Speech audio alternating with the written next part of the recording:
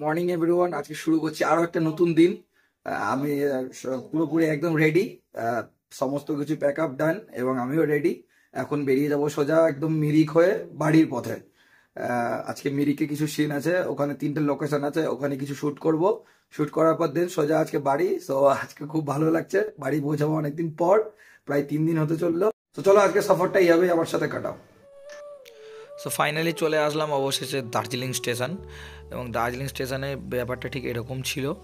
এবং আমি চারপাশটা ঘুরে দেখলাম এবং দেখে বেশ ভালোই লাগলো। এবং তারপরে দেখতে একটা ট্রেন এবং সামনে একটা আরপিএফ দাঁড়িয়ে ছিল এবং তার পেছন দিকেই ছিল একদম কাঞ্চনজঙ্ঘা পাহাড়, ঠিক ওই বেশ অনেকটা দূরে দেখা যাচ্ছে। তারপরে আমি আবার নিজের দিকে ক্যামেরাটা ঘুরিয়ে নিয়ে সোজা হাঁটতে হাঁটতে চলে গেলাম ওই বিধানদাদের দিকে। ওরা ওইদিকে শ্যুট করছিল, আর এখানে ভিডিও শ্যুট করতে দেয়নি আমাকে, খুব কষ্টের।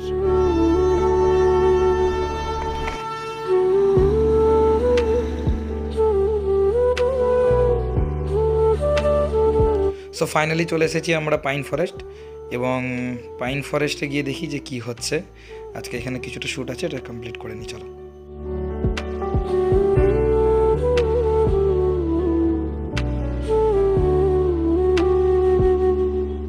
আজকে সেকেন্ড লোকেশন লিপ্ত জগতে পাইন ফরেস্ট।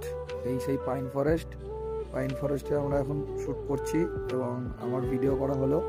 আমার বিধানদা ছবি তুলছে, ওর আমি একটা সিন করবো, দেন ওই সিনটা করে এখানে ডান করে আমরা সোজা বেরিয়ে যাবো মিরিকের পথে। তো চলো লাস্ট শটটা দেখে নিয়ে মিরিকের পথে।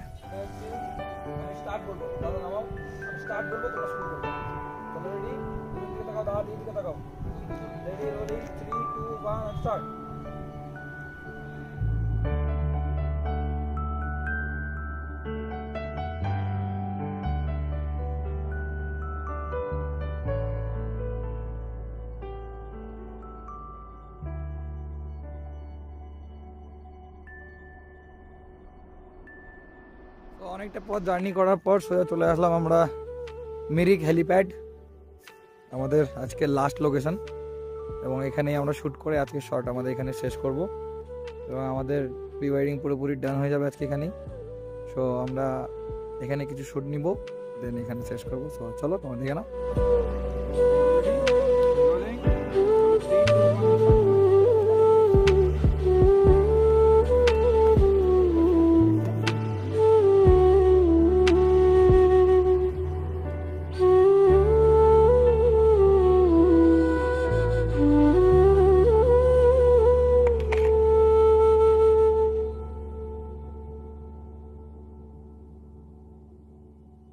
ফাইনালি চলে আসলাম শিলিগুড়ি। এবং শিলিগুড়িতে যেটা সবার প্রথমে চোখে পড়লো সেইটা হচ্ছে যে এই হচ্ছে আমাদের লাগেজ। প্রতিবারের না এবারও আমাদের এত এত গাদা গাদা লাগেজ। এই হচ্ছে আমাদের লাগেজের পরিস্থিতি। প্রতিবার ঠিক এইভাবেই আমরা এতটা লাগেজ নিয়ে ছুটে যাই, মানে এই গাড়িগুলো থাকে বলে আমরা বেঁচে যাই, সব গাড়ির হুডে লোড হয়ে যায় আর আমরা ভেতরে। তো চলো আমাদের এই প্রি ওয়েডিং ডান। আমরা আজকের মতো শিলিগুড়ি মানে পুরোপুরি পাহাড় থেকে নেমে গিয়ে শিলিগুড়িতে এসে পৌঁছে গেছি। এবার এখান থেকে বাসে করে সোজা মালদা। তো চলো দেখা যাক বাসের সফরটা। ফাইনালি বাসে উঠে গেছি। এই যে পাশে প্রদীপ বিরক্তি বোধ করছে, লজ্জা পাচ্ছে, লজ্জা দেখো। সো আমরা অনেকক্ষণ ধরেই চলছি, এবার সোজা বাড়ির পথে। এবং অনেকটা সহ্য করার পর প্রদীপ এবার বলছে যে অনেক হলো ভাই, আর না, ঘুমাবো এবার, তুই এবার এক কাজ কর, ব্লগ বন্ধ কর।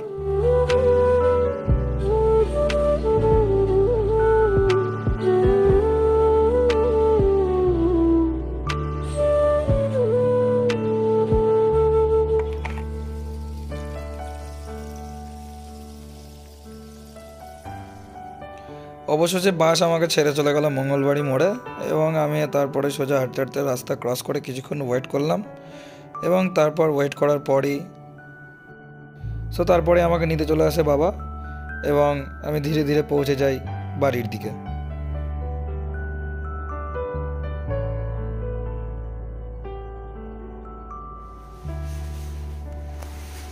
বাড়ি এসে পৌঁছানোর পর প্রথমে ব্যাগটা রেখে দিয়ে সোজা সুইচগুলো অন করে লাইটগুলো জ্বালিয়ে নিলাম। এবং তারপরেই যেটা হওয়ার, এতদিন পর বাড়িতে বিছানা, একদম সেই বিশালভাবে শুয়ে পড়লাম। এবং শুয়ে পড়ার পর চোখটা আমি ঠিক এইভাবেই বন্ধ করে নিলাম এবং আমার চোখের সামনেটা পুরোটা একদম ব্ল্যাক হয়ে গেল, ঠিক একদম আপনাদের স্ক্রিনের মতো। সো সকলকে এই ব্ল্যাক স্ক্রিনেই জানাচ্ছি গুড নাইট সকলকে। এবং আমার এই ব্লগটি যদি ভালো লেগে থাকে তো অবশ্যই আমার চ্যানেলটিকে সাবস্ক্রাইব করে দেবেন এবং কমেন্টের মাধ্যমে জানাবেন আপনাদের কেমন লাগলো।